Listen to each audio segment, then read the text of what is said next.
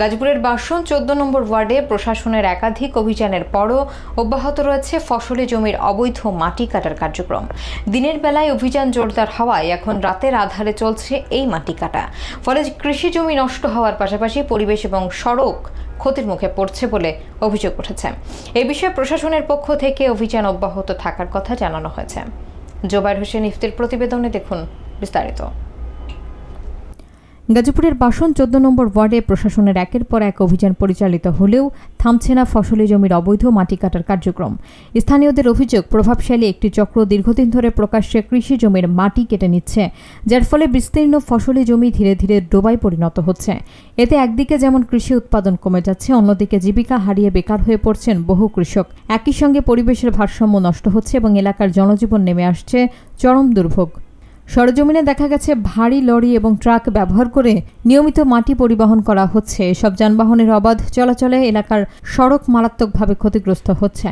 স্থানীয় বাসিন্দারা জানান, মাটিবাহী গাড়ির কারণে সড়কে চলাচল ঝুঁকিপূর্ণ হয়ে উঠেছে এবং দুর্ঘটনার আশঙ্কা বাড়ছে।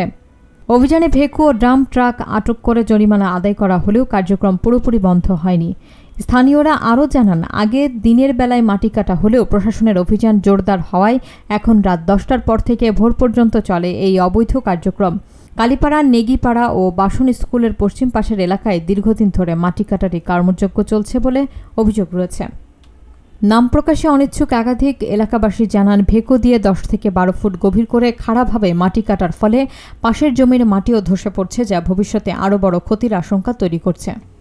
এ বিষয়ে উপজেলা নির্বাহী কর্মকর্তা মোহাম্মদ আজিজুর রহমান জানিয়েছেন, কৃষি জমির মাটি কাটার অপরাধে ইতোমধ্যে একাধিক ভ্রাম্যমাণ আদালত পরিচালনা করে জেল ও জরিমানা করা হয়েছে। তিনি আরও জানান, অভিযানের সময় চালকরা পালিয়ে যাওয়ায় অনেক ক্ষেত্রে গাড়ির ব্যাটারি খুলে জব্দ করা হয়েছে। কৃষি জমি রক্ষায় প্রশাসনের পক্ষ থেকে দিনরাত অভিযান অব্যাহত রয়েছে বলেও তিনি উল্লেখ করেন।